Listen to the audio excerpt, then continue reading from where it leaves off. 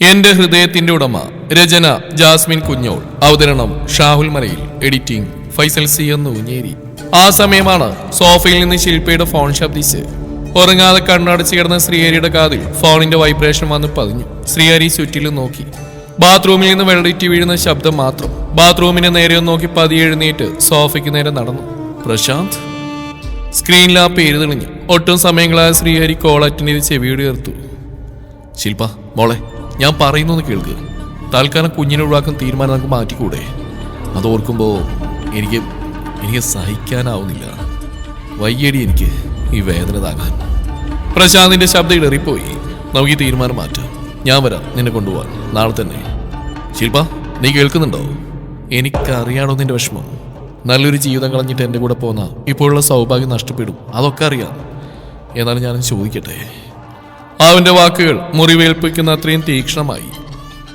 നമ്മൾ ചെയ്ത തെറ്റിന്റെ പാപം ഒരു കുഞ്ഞിലെ ഏൽപ്പിക്കണം. ആ ചോദ്യം ശ്രീഹരിയുടെ നെഞ്ചിലൊരു അടി പോലെ വന്നു വീണു. ശില്പ. ആ ശബ്ദം വീണ്ടും നെഞ്ചിലേക്ക് ആഴത്തിൽ തറച്ചു. ശ്രീഹരി ഒരു നിമിഷം പോലും കളയാതെ കോള് കട്ട് ചെയ്തു. ഒരു നിമിഷം ഫോണിന്റെ സ്ക്രീനിലേക്ക് തന്നെ അവൻ നോക്കി നിന്നു. ഇപ്പോഴും അതിൽ തങ്ങി നിന്നിരുന്ന ആ പേരും അത് കൊണ്ടുവന്ന ഭാരം മുഴുവനും അവന്റെ കണ്ണുകളിലൂടെ ഉള്ളിലേക്ക് ഒഴുകിയ പോലെ. പെട്ടെന്ന് ബാത്റൂമിൽ നിന്നുള്ള വെള്ളത്തിന്റെ ശബ്ദം നിലച്ചതും അവൻ വേഗത്തിൽ പ്രശാന്തിന്റെ കോൾ ഡിലീറ്റ് ചെയ്തു. ഫോൺ തിരികെ സോഫയിൽ വെച്ചിട്ട് അവൻ വേഗത്തിൽ ബെഡിലേക്ക് ചെന്ന് കിടന്നു. ബാത്റൂമിന്റെ ഡോർ തുറന്ന ശില്പ ബെഡിൽ കിടന്നുറങ്ങുന്ന ശ്രീഹരിയെ നോക്കി സോഫയിൽ നിന്ന് തന്റെ ഫോൺ എടുത്തിട്ട് ബെഡിന് മറ്റൊരറ്റത്ത് കയറി കിടന്നു. ആളുടെ ഉള്ളാകെ നീറി തുടങ്ങിയിരുന്നു. ഇനി എന്ത് ചെയ്യും? രക്ഷപ്പെടാൻ ഒരു വഴിയും കാണുന്നില്ലല്ലോ. പെട്ടെന്ന് വയറ്റിലെന്തോ കൊളുത്തി വലിച്ച പോലെ തോന്നിയതും ആളുടെ കൈകൾ അറിയാതെ തന്റെ വയറിലേക്ക് പതിഞ്ഞു. ഇല്ല, ഒന്നുമില്ല, തോന്നൽ മാത്രം. ഇനിയൊരു മടക്കമില്ല. എന്ത് ചെയ്തിട്ടാലും ഇതിൽ നിന്ന് രക്ഷപ്പെടണം. ശില്പ പതിയെ തലയിരിച്ചൊന്ന് ശ്രീഹരിയെ നോക്കി. നല്ല ഉറക്കമാണ്. ഒരാശ്വാസത്തോടെ അവൾ കണ്ണുകൾ അടച്ചു. സമയം രാത്രി 3 മണി. എപ്പോഴോ മയക്കത്തിലേക്ക് വഴുതി വീണ ശ്രീഹരി പെട്ടെന്ന് ഞെട്ടിയുണർന്നു. ഒരു നിമിഷം അവൻ എവിടെയാണെന്ന് പോലും മനസ്സിലായില്ല. പിന്നെ പതിയെ ചുറ്റിലും കണ്ണോടിച്ചു. പുറത്തുനിന്നുള്ള സ്ട്രീറ്റ് ലൈറ്റിന്റെ മങ്ങിയെ വിളിച്ച റൂമിലേക്ക് ഒഴുകിയെത്തി. അവൻ പതിയെ ബെഡിൽ എഴുന്നേറ്റിരുന്നു. മനസ്സാകെ കറങ്ങി മറിയുന്നു. തന്റെ ജീവിതം ഇങ്ങനെ ഒരു അവസ്ഥയിലേക്ക് വഴുതി വീഴാനുള്ള കാരണങ്ങൾ എന്തായിരിക്കും? എവിടെ നിന്നായിരിക്കും? ചിന്തകൾ ഒരുമിച്ച് അവന്റെ തലക്കുള്ളിൽ അലയടിച്ചു. വല്ലാത്തൊരു വേദന നെഞ്ചിൽ നിറഞ്ഞുകൂടി. അവന്റെ കണ്ണുകൾ ബെഡിന്റെ അങ്ങേയറ്റത്ത് കിടന്നുറങ്ങുന്നവളിലേക്ക് പാറി വീണു. വേണ്ട, തനിക്ക് കാണണ്ട. അവളെയൊന്നല്ല, ആരെയും. അവൻ തലയൊന്നു കുടഞ്ഞ് ബാത്റൂമിലേക്ക് നടന്നു. പക്ഷെ വാതിലടക്കാൻ കൈ നീട്ടി അതേ നിമിഷം അവൻ പെട്ടെന്ന് തന്നെ തിരിഞ്ഞു. ഡോർ തുറന്ന് വീണ്ടും റൂമിലേക്ക് കടന്നു. അവന്റെ കണ്ണുകൾ വേസ്റ്റ് ബക്കറ്റിൽ ഉടക്കി. അവന്റെ കാലുകൾ ഒരു നിമിഷം നിശ്ചലമായി. ശ്വാസം നെഞ്ചിൽ കുടുങ്ങി. ആ ബക്കറ്റിന്റെ അകത്തളത്തിലേക്ക് അവന്റെ ദൃഷ്ടി വീണ നിമിഷം ഉള്ളിലെന്തോ തകർന്നു വീണു. അവിടെ ചുരുണ്ടു കിടന്നിരുന്നു പ്രഗ്നൻസി കാർഡിന്റെ പാക്കറ്റ്. തെല്ലൊരു വിറയലോടെ അവനത് കയ്യിലെടുത്തു. ഇല്ല, ഇതുവരെ എന്തൊക്കെയോ സംശയങ്ങൾ മാത്രമായിരുന്നു. ഇത് സംശയമല്ല, സത്യമാണ്. പാക്കറ്റിന്റെ അകത്തളത്തിൽ പാതി തുറന്ന കവറിനുള്ളിൽ ഇനിയും മറച്ചു വെക്കാൻ ശ്രമിക്കുന്ന പോലെ കിടന്നിരുന്ന ആ ചെറിയ കാർഡ്. അവനത് തുറന്നില്ല. തുറക്കേണ്ട ആവശ്യമില്ലായിരുന്നു. അവൻ തേടി നടന്ന സത്യങ്ങൾ ആ ഒരൊറ്റ കാഴ്ചയിൽ അവന്റെ മുമ്പിൽ തെളിഞ്ഞു കഴിഞ്ഞിരുന്നു. ആ ഒരു രാത്രിയോടുകൂടെ അവൻ തേടി നടന്നൊക്കെ അവൻ മുമ്പിൽ ദൈവം കാണിച്ചിരിക്കുകയായിരുന്നു. ശ്രീഹരിയുടെ മുഖം വലിഞ്ഞു മുറുകി. ദേഷ്യം ശരീരത്തിലാകെ ഇരച്ചു കയറി. അവൻ ശബ്ദമുണ്ടാക്കാതെ പുറത്തു കടന്നു. താഴെ തന്റെ റൂമിലേക്ക് തന്നെ നടന്നു. ഇനി അവിടെ നിന്നാൽ ഒരു പക്ഷേ താൻ ശ്രീമംഗലത്തെ ശ്രീഹരി അല്ലാതായി പോകും. റൂമിൽ ചെന്ന് അവൻ കണ്ണാടിക്കുമ്പിൽ പോയി നിന്നു. കണ്ണുകൾ എന്തിനോ നിറഞ്ഞൊഴുകുന്നു. താൻ എത്ര വിഡ്ഢിയാണ്, അവൻ സ്വയം പരിതപിച്ചു. ശ്രീഹരി. മനസ്സിന്റെ ആഴങ്ങളിൽ നിന്ന് ആരോ വിളിക്കുന്ന പോലെ. നീ വിഡ്ഢിയല്ല. ഇതുവരെ നീ വിഡ്ഢിയായിരുന്നു. പക്ഷേ ഇനി നിന്റെ സമയമാണ്. അതിൽ നീ പതറാൻ പാടില്ല. തീരുമാനം അത് നിന്റേതാണ്. ഒരു നിമിഷത്തെ നിശബ്ദത. കണ്ണാടിയിലെ തന്റെ രൂപത്തിൽ തന്നെ അവൻ വീണ്ടും നോക്കി. അവനൊന്ന് പുഞ്ചിരിച്ചു. ആ കണ്ണുകളിൽ നല്ലൊരു തീരുമാനത്തിന്റെ തിളക്കം മാത്രമായിരുന്നു ആ നിമിഷം. മോളെ, ഇന്ദ്രൻ എന്തെങ്കിലും പറഞ്ഞായിരുന്നോ? പുലർച്ചെ അടുക്കളയിൽ ജോലിയിലായിരിക്കും ഇന്ദ്രന്റെ അമ്മ മായയെ നോക്കി ചോദിച്ചു. അവൾ എന്താണെന്ന അർത്ഥത്തിൽ അമ്മയെ നോക്കി. വേറൊന്നുമില്ല. ഇന്നലെ ശ്രീ അങ്ങനെ പറഞ്ഞതിന്റെ കാരണം എന്തെങ്കിലും? അതോ? ഇല്ല അമ്മേ, ഒന്നും പറഞ്ഞില്ല. ഞാൻ ചോദിച്ചിട്ടൊന്നും തെളിയിച്ച് പറയുന്നില്ല. എന്താവോ എന്തോ. നന്നായ സന്തോഷം. എന്നാലും അവന്റെ ആ തീരുമാനം അച്ഛനടക്കം ആർക്കും അത് ഇഷ്ടായില്ല. അമ്മ വിഷമിക്കണ്ട, എന്തെങ്കിലും നല്ല സംഭവിക്കാനായിരിക്കും. ശില്പി ഇനിയെങ്കിലും ശ്രീയേട്ടനെ വാശി പിടിപ്പിക്കാണ്ടിരുന്നാൽ മതിയായിരുന്നു. ആര് വാശി പിടിക്കുന്ന കാര്യ അമ്മായി അമ്മയും മരുമോളും പറയുന്നത്?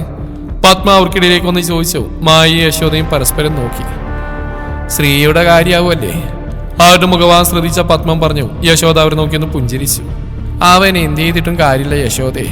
ഇവളുടെ അനിയത്തി നന്നാവാനൊന്നും പോണില്ല, അതെനിക്ക് ഉറപ്പാ. എന്റെ മോന്റെ വിധി, അല്ലാണ്ട് എന്ത്? പത്മം മായയെ നോക്കി എടുത്തടിച്ച പോലെ പറഞ്ഞു. മായ ഒരു വേദനയോടെ അവരെ നോക്കി. രാവിലെ തന്റെ അരികിൽ നിന്ന് ഫോണിന്റെ വൈബ്രേഷൻ കേട്ടാണ് ശില്പ ഞെട്ടിയുണർന്നത്. ഉറക്കം വിട്ടുമാറാത്ത കണ്ണുകൾ വലിച്ചു തുറന്ന് അവൾ ചുറ്റിലും വന്ന് നോക്കി. ശ്രീയേട്ടൻ അവൻ അവിടെയുണ്ടോ എന്ന സംശയത്തോടെ അവൾ ബെഡിന്റെ അറ്റത്തേക്ക് കണ്ണോടിച്ചു. അവിടെ ശൂന്യമായിരുന്നു. ഫോൺ വീണ്ടും വൈബ്രേറ്റ് ചെയ്തും ഇത്ര രാവിലെ ആരായിരിക്കുമെന്ന സംശയത്തിൽ നോക്കുമ്പോൾ വീട്ടിൽ നിന്ന് അമ്മയാണ്. മോളെ. കോൾ അറ്റൻഡ് ചെയ്തും വാത്സല്യം തുളുമ്പുന്ന ആ സ്വരം അവളുടെ കാതിൽ പതിഞ്ഞതും ശില്പയുടെ കണ്ണുകൾ അറിയാതെ നനഞ്ഞു. എന്താ മോളെ, എഴുന്നേറ്റില്ലേ നീ? ഇല്ലമ്മേ, ആകെ ഒരു തലവേദന. രാവിലെ തന്നെ എന്തു പറ്റി? രാത്രി നീ ഉറങ്ങിയില്ലേ? ആ ഉറങ്ങി, അറിയില്ല എന്താണെന്ന്. ആണോ? ശ്രീ എവിടെ മോളെ? പുറത്തെവിടെയുണ്ടമ്മേ, ഞാനിപ്പോൾ എഴുന്നേറ്റതേ ഉള്ളൂ. എന്നാ മോള് സാവധാനം എഴുന്നേക്കാൻ നോക്ക്. പിന്നെ ശ്രീയോട് ഇനിയെങ്കിലും അമ്മയുടെ മോള് നല്ല രീതിയിൽ പെരുമാറണം കേട്ടോ. ഇനിയും നിന്റെ ദേഷ്യം വാശിയൊന്നും അവൻ്റെ അടുത്ത് കാണിക്കരുത്. അമ്മയുടെ വാക്കുകൾ ഓരോന്നും ശില്പയുടെ നെഞ്ചിലേക്ക് കുത്തിക്കയറി. മനസ്സിലാവുന്നുണ്ടോ നിനക്ക്? ഉണ്ടമ്മേ. ശില്പയുടെ ശബ്ദമൊന്നിടറി, കണ്ണുകൾ നിറഞ്ഞൊഴുകി. അമ്മേ, ഞാൻ വിളിക്കാം, എഴുന്നേക്കാൻ നോക്കട്ടെ. എങ്ങനെയോ പറഞ്ഞൊപ്പിച്ച് അമ്മയുടെ മറുപടിക്കാക്കാതെ അവൾ ഫോൺ കട്ട് ചെയ്തു. അല്പനേരം ഫോൺ ചെവിയിൽ നിന്നെടുക്കാതെ അവൾ അങ്ങനെ കിടന്നു. അമ്മയുടെ സങ്കടഭരിതമായ മുഖവും അച്ഛന്റെ ദയനീയമായ നോട്ടവും ഒരു നിമിഷം അവളുടെ മുമ്പിൽ തെളിഞ്ഞു. മോളെ, ഇനി നീ ശ്രീയോട് വാശിയും ദേഷ്യം കാണിക്കരുത്. അമ്മ പറഞ്ഞ ആ വാക്കുകളിൽ അവളുടെ ഹൃദയം ഒന്ന് പിടഞ്ഞു. പെട്ടെന്ന് എന്തോ ഓർത്ത പോലെ അവൾ ബെഡിൽ നിന്ന് എഴുന്നേറ്റു. യെസ്, അമ്മ പറഞ്ഞ പോലെ വാശിയും ദേഷ്യവും മാറ്റണം. അതിനാദ്യം വേണ്ട തന്റെ വയറ്റിൽ കുരുത്ത ഈ ജീവൻ ഇല്ലാതാവണം, എത്രയും പെട്ടെന്ന്, എന്ത് റിസ്ക് എടുത്തിട്ടാണെങ്കിലും. ഇനി ഈ കാര്യത്തിന് പ്രശാന്ത് എന്നെ വിളിച്ചാൽ ശരിയാവില്ല. ആളിപ്പോഴും എൻ്റെ കുഞ്ഞെന്ന ഇമോഷണൽ ഫീലിങ്സ് ഇല്ല. പ്രശാന്തേട്ട ഇല്ലാത്ത മറ്റൊരു വഴി അതിനി നടക്കുകയുള്ളൂ. അതിനെന്താ ഒരു വഴി? അവൾ ആലോചനയോടെ ഓർത്തു. അപ്പോഴാണ് പെട്ടെന്ന് അവളുടെ ഓർമ്മയിലേക്ക് ഒരു മുഖം തെളിഞ്ഞത്. രമ്യ, തൃശൂർ അമല ഹോസ്പിറ്റലിൽ ജോലി ചെയ്യുന്ന തന്റെ സുഹൃത്ത്. അവളോട് നേഴ്സാണ്. സോഷ്യൽ മീഡിയയിൽ നിന്ന് കിട്ടിയ സുഹൃത്താണ് അവൾ. ഇപ്പോൾ കുറച്ച് നാളായി കോണ്ടാക്റ്റ് ഒന്നുമില്ല. എന്നിരുന്നാലും ഒന്ന് വിളിച്ചു നോക്കാം. പതിയെ കാര്യങ്ങൾ മറ്റൊരു രീതിയിൽ പറയണം. അവൾ ഓക്കെ പറഞ്ഞാൽ മറ്റെന്തെങ്കിലും കാരണം പറഞ്ഞിട്ട് ഇവിടുന്ന് ഇറങ്ങണം. ആ ചിന്തയിൽ അവളുടെ നെഞ്ചിൽ ചെറിയൊരു ആശ്വാസം നിറഞ്ഞു. അതെ, ഇതാണ് വഴി. തീരുമാനിച്ചുറപ്പിച്ച പോലെ അവൾ പതിയെ ബാത്റൂമിലേക്ക് നടന്നു. ഇന്ദ്രേട്ടാ, ചായ. സീറ്റോട്ടിൽ പത്രം നോക്കിയിരിക്കായിരുന്ന ഇന്ദ്രന്റെ അരികിലേക്ക് മായ വന്നു. അവൻ പത്രത്തിൽ നിന്ന് മുഖമുയർത്തി അവളെ നോക്കി. ഡോ, ഏട്ടൻ എഴുന്നേറ്റോ? ഇവിടെയും കണ്ടില്ല. നേരത്തെ എഴുന്നേൽക്കുന്നതാണല്ലോ, ഇന്നെന്തു പറ്റി? ഒരു പുഞ്ചിരിയോട് അവനെ വാങ്ങിക്കൊണ്ട് ചോദിച്ചു. ആ, അത് ഞാനങ്ങ് മറന്നു. ഏട്ടൻ ഇന്നലെ മുകളിലെ റൂമിലായിരുന്നല്ലോ അല്ലേ? ഇന്ദ്രേട്ടാ, മായ പതിയെ വിളിച്ചു. ആ വിളിയുടെ അർത്ഥം മനസ്സിലായതും അവൻ അവളെ നോക്കിയൊന്ന് പുഞ്ചിരിച്ചു. വിഷമിക്കണ്ട, എല്ലാം ശരിയാവും. ഇന്നത്തോടെ എല്ലാം ഓക്കെ ആവും. അവനത് പറഞ്ഞുകൊണ്ട് കപ്പയുടെ കയ്യിൽ തിരികെ കൊടുത്തിട്ട് മായയുടെ തോളിൽ മൃദുവായും തട്ടിയിട്ട് അകത്തേക്ക് കടന്നു. പിന്നാലെ മായും. അപ്പോഴാണ് കോണിപ്പടി ഇറങ്ങി ശില്പ വരുന്ന അവരുടെ ശ്രദ്ധയിൽപ്പെട്ടത്. ചേച്ചി, എനിക്കൊരു കോഫി. അത് പറഞ്ഞിട്ട് അവൾ ഹാളിലെ സോഫയിൽ വന്നിരുന്നു. ശില്പ, ഏട്ടനോട് എഴുന്നേറ്റില്ലേ? ഇന്ദ്രൻ ഒരു സാധാരണഗതിയിൽ അവളോടായി ചോദിച്ചും ശില്പ അവനെ നോക്കി. ഇപ്പോൾ കുറച്ചാളായിട്ട് വലിയ പരിചയമൊന്നും ഇന്ദ്രൻ അവളോട് കാണിക്കാറില്ല എന്ന് മാത്രമല്ല, പരിചയം കാണിക്കാൻ അവളെ പുറത്തേക്കും കാണാറുമില്ല. എനിക്കറിയില്ല, ഞാൻ എഴുന്നേറ്റപ്പോൾ റൂമിൽ കണ്ടില്ല. എടുത്തടിച്ച പോലെ അവൾ പറഞ്ഞതും ഇന്ദ്രന്റെ മുഖം വലിഞ്ഞു മുറുകി. പൊട്ടി വന്ന അമർഷ ഉള്ളിലൊതുക്കി അവൻ താഴെയുള്ള റൂമിലേക്ക് നടന്നു. ഇന്ദ്രൻ റൂമിന്റെ വാതിൽ തുറന്നപ്പോൾ ശ്രീഹരി അവിടെ ഉണ്ടായിരുന്നില്ല. ഇന്ദ്ര അകത്തേക്ക് കയറി ഏട്ടനെ വിളിച്ചുകൊണ്ട് ബാത്റൂമിന്റെ അരികിലേക്ക് നടന്നു. ഏട്ടാ, അവനൊരു വെപ്രാളത്തോടെ വിളിച്ചിട്ട് ബാത്റൂമിന്റെ ഡോർ തുറന്നു. അവൻ ശൂന്യമായിരുന്നു. വീണ്ടും ഭയവും പേടി അവന്റെ ഉള്ളിൽ നിറഞ്ഞു. അവൻ പുറത്തേക്ക് ഓടി. ഏട്ടാ! അവന്റെ ശബ്ദം ഇടറുന്നുണ്ടായിരുന്നു. പെട്ടെന്ന് അവന്റെ കണ്ണുകൾ പോർച്ചിലേക്ക് നീണ്ടു. ഏട്ടന്റെ കാർ അവിടെ തന്നെയുണ്ട്. പിന്നെ എവിടെ പോയി? വീണ്ടും അവൻ വീടാകെ തിരഞ്ഞു. എവിടെയും സ്ത്രീയെ കണ്ടെത്താൻ കഴിഞ്ഞില്ല. ഇന്ദ്രന്റെ വിളിയാലർച്ചയും കേട്ട് ശ്രീമംഗലം നാഗ് ഉണർന്നു. മോനെ! മുത്തച്ഛൻ ഇന്ദ്രന്റെ അരികിലേക്ക് വന്നുകൊണ്ട് വിളിച്ചു. മുത്തച്ഛ! ഇന്ദ്രന്റെ ഉള്ളിൽ തേങ്ങളുയർന്നു. ഇന്ദ്ര, എന്റെ മോനെവിടെയാടാ? അപ്പോഴേക്കും കരച്ചിലോടെ ശ്രീഹരിയുടെ അമ്മ ഇന്ദ്രന്റെ അരികിലേക്ക് വന്നു. നീ അറിയാതെയും നിന്നോട് പറയാതെ എന്റെ മോനെവിടെയും പോയില്ല. പത്മൻ കരഞ്ഞുകൊണ്ട് ഇന്ദ്രനെ പിടിച്ചു കുലുക്കി. വലിയമേ! ഒരു നേർത്ത തേങ്ങളോട് അവൻ അവരെ ചേർത്ത് പിടിച്ചു. ആകെ ഒരു പരിഭ്രമത്തോടെ ശില്പ എല്ലാവരെയും നോക്കി. സുധാകരേട്ട, നമ്മുടെ മോന്. ഇന്ദ്രനെ വിട്ട് പത്മ ശ്രീഹരിയുടെ അച്ഛന്റെ അരികിലേക്ക് ചെന്നു. പത്മ, നീ പേടിക്കാതിരിക്കുക, അവന് ഇവിടെ എവിടെയും ഉണ്ടാവും. അതേ അവരെ സമാധാനിപ്പിച്ചുകൊണ്ടിരുന്നു. നീ! പത്മ ഒരു അലർച്ചയോടെ ശില്പക്ക് നേരെ തിരിഞ്ഞു. എവിടെയാണ് എന്റെ മോൻ? നീ എന്ത് ചെയ്തു എന്റെ കുഞ്ഞിനെ? അമ്മേ, ഞാനൊന്നും. ശില്പ ആകെ വിറച്ചു. കണ്ണുകൾ നിറഞ്ഞൊഴുകി. മതിയടി നിന്റെ പൂങ്കണീര്. നീ എന്റെ മോന്റെ ജീവിതത്തിൽ വന്ന് കയറിയോ അന്ന് മുതൽ എന്റെ മോന്റെ ജീവിതം നശിച്ചു. ദൈവമേ, എന്റെ കുഞ്ഞ്. അവരത് പറഞ്ഞ് പൊട്ടിക്കറഞ്ഞു. അമ്മേ! മായ അവരെ തോളിൽ പതിയെ കൈകൾ വെച്ചു. തോളിൽ തന്നെ! പത്മൻ ചീറി. നിങ്ങൾ ചേച്ചി അനിയത്തി വന്നു കയറിയതേ ഈ കുടുംബത്തിലെ സമാധാനം കളയാനോടി. പത്മം! രൂക്ഷമായ നോട്ടത്തോടെ ശ്രീധരൻ വിളിച്ചു. അവർ നടങ്ങി. അങ്ങാടി തോറ്റേന് അമ്മയോട് നിറഞ്ഞ പോലെ നിന്റെ ഈ ദൂഷിച്ച സ്വഭാവം നിർത്തിക്കോ. അതാ നിനക്ക് നല്ലത്. അല്ലെങ്കിൽ ഈ ഒരു അവസരത്തില് ഞാനെന്തെങ്കിലും വിളിച്ചു പറഞ്ഞു പോകും. മോനെ ഇന്ദ്ര, നീ അവന്റെ ഫോണിലേക്ക് ഒന്ന് വിളിച്ചു നോക്ക്. മുത്തശ്ശനൊരു താക്കീതോടെ പത്മത്തെ നോക്കി പറഞ്ഞിട്ട് ഇന്ദ്രനെ നേരെ തിരിഞ്ഞു. അത് ഞാൻ മറന്നു. ആകെ ടെൻഷൻ വന്ന് കയറിയപ്പോൾ അതൊക്കെ മറന്നുപോയി. ഇന്ദ്ര മുകളിലേക്ക് ഓടിക്കയറി റൂമിൽ നിന്ന് തന്റെ ഫോൺ എടുത്തു. വിളിച്ചു നോക്കുമ്പോൾ സ്വിച്ച് ഓഫ്. എന്തായി മോനെ? ഇന്ദ്രന്റെ അച്ഛൻ അശോകൻ അങ്ങോട്ട് കയറി ചെന്നു. സ്വിച്ച് ഓഫ് ആണച്ചാ. ആ ഒരു നിമിഷം മിണ്ടാതിരുന്നു. അച്ഛാ നീ ഇങ്ങനെ ടെൻഷൻ ആവില്ലേടാ. ഇന്ദ്രൻ മൂളിക്കൊണ്ട് റൂമിലേക്ക് നടന്നു. നിമിഷങ്ങൾക്കകം ഇന്ദ്രൻ ഡ്രസ് മാറി താഴേക്ക് വന്നു. മോനെ നീ ഇതെങ്ങോട്ടാ? മുത്തശ്ശൻ ചോദിച്ചു. ഞാനിപ്പോൾ വരാമെന്ന് പറഞ്ഞ് ആ മുറ്റത്തേക്ക് ഇറങ്ങി തന്റെ കാറിനരികിലേക്ക് നടന്നു. മോനെ ഞങ്ങൾ വരാം, ശ്രീഹരിയുടെ അച്ഛൻ പറഞ്ഞു. പക്ഷെ അതൊന്നും കേൾക്കാൻ അവന് ശക്തി ഉണ്ടായിരുന്നില്ല. ഉള്ളിൽ നിറഞ്ഞിരുന്ന ഭയവും സങ്കടവും അവന്റെ ചെവികൾ അടച്ചുപൂട്ടിയിരുന്നു. ഒന്നും ശ്രദ്ധിക്കാതെ അവൻ കാറ് സ്റ്റാർട്ട് ചെയ്തു. എഞ്ചിൻ ശബ്ദത്തോടൊപ്പം അവന്റെ മനസ്സിലെ നീറ്റിൽ പുറത്തേക്ക് പൊട്ടിയൊഴുകി. ഒരു നിമിഷത്തിനുള്ളിൽ തന്നെ കാറ് വേഗത്തിൽ മുറ്റം വിട്ട് പുറത്തേക്ക് കുതിച്ചു. പിന്നിൽ നിന്നവരുടെ വിളികൾ അവന്റെ അകത്തെ കൊടുങ്കാറ്റിന് മുമ്പിൽ മങ്ങിപ്പോയി. ശിവ രാവിലെ ബ്രഷ് ചെയ്ത് റൂമിലേക്ക് അടക്കവെയാണ് ഫോൺ റിങ് ചെയ്ത്. പെട്ടെന്ന് എടുത്തു നോക്കിയതും ചേച്ചി ഗുഡ് മോർണിംഗ്. ആഹ്ലാദത്തോടെ ശിവ പറഞ്ഞതും മായയുടെ തേങ്ങൽ അവിടെ കാതിൽ വന്ന് പതിഞ്ഞു. ചേച്ചി എന്താ പറ്റിയത്? അത് മോളെ, ശ്രീയേട്ടൻ അങ്ങോട്ടേക്കാണ് വന്നായിരുന്നോ? ഇങ്ങോട്ടോ? ഇല്ലേച്ചി, ഇങ്ങോട്ട് വന്നില്ല. ശ്രീയേട്ടൻ എവിടെയൊക്കെ പോയത്? എനിക്കറിയില്ല മോളെ. രാവിലെ മുതൽ വീട്ടിൽ കാണുന്നില്ല. കാർ ഇവിടെയുണ്ട്, ഫോണാണെങ്കിൽ ഓഫ്. അയ്യോ, ശിവ കരച്ചിലിന്റെ വക്കത്തെത്തിയിരുന്നു. മോള് സങ്കടപ്പെട്ട് എല്ലാവരെയും അറിയിക്കേണ്ട. ശ്രേയമോളോടൊന്നും പറയില്ലേ. ഞാനൊന്ന് വിളിച്ചതേ ഉള്ളൂ. ഇന്ദ്രേട്ടൻ പോയിട്ടുണ്ട്, പിന്നെ അച്ഛനെല്ലാവരും പോയിട്ടുണ്ട്. ഞാൻ വിളിക്കാം. അതും പറഞ്ഞിട്ട് മായ ഫോൺ കട്ട് ചെയ്തു.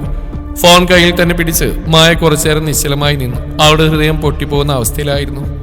ഈശ്വര, അവളുടെ ചുണ്ടുകൾ വിറച്ചു. ശ്രീയേട്ടനെ കാത്തോളനെ, ഒന്ന് വരുത്തല്ലേ പറയുന്നതിനോടൊപ്പം അവളുടെ മിഴികൾ നിറഞ്ഞൊഴുകി. കണ്ണുനീർ കവിഞ്ഞൊഴുകുമ്പോൾ അവളുടെ ഉള്ളിൽ പ്രാർത്ഥന മാത്രമേ ശേഷിച്ചിരുന്നുള്ളൂ. ഇന്ദ്രനാകെ നിയന്ത്രണം വിട്ട അവസ്ഥയിലായിരുന്നു. യാത്രയിലുടനീളം അവൻ ശ്രീഹരിയുടെ ഫോണിലേക്ക് വിളിച്ചുകൊണ്ടേയിരുന്നു. സ്വിച്ച് ഓഫ് എന്ന മറുപടിയല്ലാതെ മറ്റൊന്നും കേൾക്കാനുണ്ടായിരുന്നില്ല. ഇനി അന്നതുപോലെ ബാറിലേക്കായിരിക്കും പോയിട്ടുണ്ടാവുക. അവിടുന്ന് പോയി തിരക്കിയാറോ? ഇന്ദ്രന്റെ കാർ ആ ബാറിന് ലക്ഷ്യമായി കുതിച്ചു. ശിവ, നീ എന്താ ആലോചിച്ചിരിക്കുന്നത്? കഴിക്കുന്നില്ലേ? ശിവയുടെ എന്തോ ആലോചിച്ചുകൊണ്ടുള്ള ഇരിപ്പ് കണ്ടുകൊണ്ടെന്ന ശ്രേയ അവളെ നോക്കി ചോദിച്ചു. അവളൊരു ഞെട്ടലോടെ ശ്രേയയെ നോക്കി. ശ്രേയയെ കണ്ടതും ശിവയുടെ കണ്ണുകൾ നിറഞ്ഞു. എന്തു പറ്റി മോളെ? എന്തിനാ കരയുന്നേ? ആളൊന്നുമില്ലെന്ന അർത്ഥത്തിൽ തലയൊന്ന് കുലുക്കി. പക്ഷേ കണ്ണുകളുടെ കോണിൽ അടിഞ്ഞുകൂടിയ കണ്ണുനീർ അവിടെ വാക്കുകളെ വിശ്വസിപ്പിച്ചില്ല.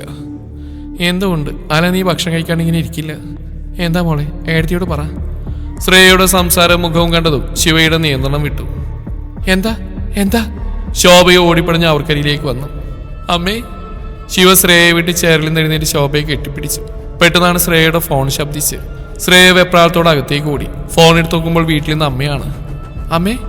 കോൾ അറ്റൻഡ് ചെയ്തു. അമ്മയുടെ തേങ്ങലവിടെ കാതിൽ വന്ന് പതിഞ്ഞു. അതിന് പിന്നാലെ അമ്മ പറഞ്ഞു കേട്ടതും ശ്രേയയുടെ കയ്യിൽ നിന്ന് ഫോൺ താഴേക്ക് വീണു. റൂമിൽ നിന്നുള്ള ശബ്ദം കേട്ട് ശിവയും ശോഭയും അങ്ങോട്ട് ഓടി. അമ്മേ, ഏട്ട്. അവൾ കരച്ചിലോടെ ശോഭയെ കെട്ടിപ്പിടിച്ചു. ശിവ പറഞ്ഞു എന്നോട്, മോള് കരയല്ലേ, നമുക്ക് വീട്ടിലേക്ക് പോവാം. ഞാനൊന്ന് അച്ഛനെയും അയ്യയും വിളിക്കട്ടെ. മോളെ, നീ ഒന്ന് നോക്കാവളെ. ശിവയെ ഏൽപ്പിച്ചിട്ട് ശോഭ വേവലാതിയോടെ പുറത്തേക്ക് ഇറങ്ങി.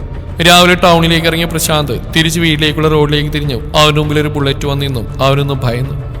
ഇന്നലെ ഉച്ചയ്ക്ക് ശേഷം ഇങ്ങോട്ട് ഇറങ്ങിയിട്ടില്ല. അതിനിടയിൽ ശാന്തയുടെ ഒരുപാട് കോള് വന്നു. ഒന്നും അറ്റൻഡ് ചെയ്യാതെ കട്ട് ചെയ്തേ ഉള്ളൂ. വയ്യ ഒന്നിനും. ഇനി താരാണാവോ? മനസ്സിൽ ചോദിച്ചുകൊണ്ട് നോക്കിയിട്ടും അവനാളെ മനസ്സിലായില്ല. പെട്ടെന്നാണ് ബുള്ളറ്റിലിരിക്കുന്ന ആൾ ഹെൽമെറ്റ് മാറ്റിയത്. ശ്രീഹരി? അവന്റെ ചുണ്ടുകൾ പതിയെ മന്ത്രിച്ചു. അറിയോ പ്രശാന്ത്? അറിയാം. സന്തോഷം. അപ്പൊ അറിയാല്ലേ? ശ്രീഹരി ബുള്ളറ്റിൽ നിന്നിറങ്ങി അവന്റെ അരിയിലേക്ക് നടന്നു. 1 മിനിറ്റ്. ശ്രീഹരി പറഞ്ഞുകൊണ്ട് തന്നെ ഫോൺ ഓൺ ചെയ്തു. സ്ക്രീനിൽ ഒരുപാട് മിസ്ഡ് കോളുകൾ വന്നതിന്റെ മെസ്സേജ് തെളിഞ്ഞു. അവനൊന്നുകൂടെ നോക്കി. പിന്നെ അധികം വൈകാതെ ഒരു ചെറിയ ടെക്സ്റ്റ് മെസ്സേജ് ടൈപ്പ് ചെയ്തു. റിപ്ലൈ നൽകി. ശേഷം പ്രശാന്തിന്റെ നേരെ നോക്കി. ഇവിടെ റോട്ടിൽ നിന്നാ പറ്റില്ല. ശബ്ദത്തിൽ വല്ലാത്ത ഗൗരവം നിറഞ്ഞു. എന്താ കാര്യം? പ്രശാന്ത് സംശയത്തോടെ ചോദിച്ചു. അതൊക്കെയുണ്ട്, താൻ വാ. തൻ്റെ അടുത്തെത്താൻ ഞാൻ കുറച്ച് ബുദ്ധിമുട്ടി. വീട്ടിൽ പോയി, മുതലാളിയുടെ വീട്ടിൽ പോയി. അങ്ങനെ കുറച്ചിടങ്ങളിലൊക്കെ അന്വേഷിച്ചു. ആർക്കും നീ എവിടെ പോയെന്നാൽ അറിവില്ല. അത്രയും റിസ്ക് എടുത്തിട്ടാണ് നിന്നെ ഇപ്പം കണ്ടെത്തിയത്. അപ്പൊ എനിക്ക് വേണ്ടി താൻ അല്പം ക്ഷമിക്ക്. വാ പിന്നല്ലേ പറഞ്ഞുകൊണ്ട് ശ്രീഹരി ബുള്ളറ്റിലേക്ക് കയറി. പ്രശാന്ത് എന്ത് ചെയ്യണമെന്ന അവസ്ഥയിൽ നിന്നു. വാടോ. പിന്നെ ആ ഫോൺ എൻ്റെ കയ്യിലിരിക്കട്ടെ. പ്രശാന്ത് സംശയത്തോടെ നിൽക്കുന്നുണ്ട്. ശ്രീഹരി ബുള്ളറ്റ് അവൻ്റെ അരികിൽ നിർത്തിയിട്ട് പോക്കറ്റിൽ നിന്ന് ഫോൺ കൈക്കലാക്കി. പ്രശാന്ത് ആകെ വിയർത്തു. എല്ലാം ശ്രീഹരി അറിഞ്ഞിരിക്കുന്നു. ഇനി രക്ഷയില്ല. എന്തായാലും പിന്നാലെ പോവുക. കുറച്ച് നാണം കെടും. എന്നിരുന്നാലും തന്റെ കുഞ്ഞിനെ തനിക്ക് നഷ്ടപ്പെടില്ല. അവന്റെ മനസ്സിൽ അത് മാത്രമായിരുന്നു. പ്രശാന്ത് ഒരു നെടുവീർപ്പോടെ അവന്റെ പിന്നാലെ തന്റെ ബൈക്ക് വിട്ടു. തുടരും ഈ കഥയുടെ ബാക്കി ഭാഗം നാളെ ഇതേ സമയം.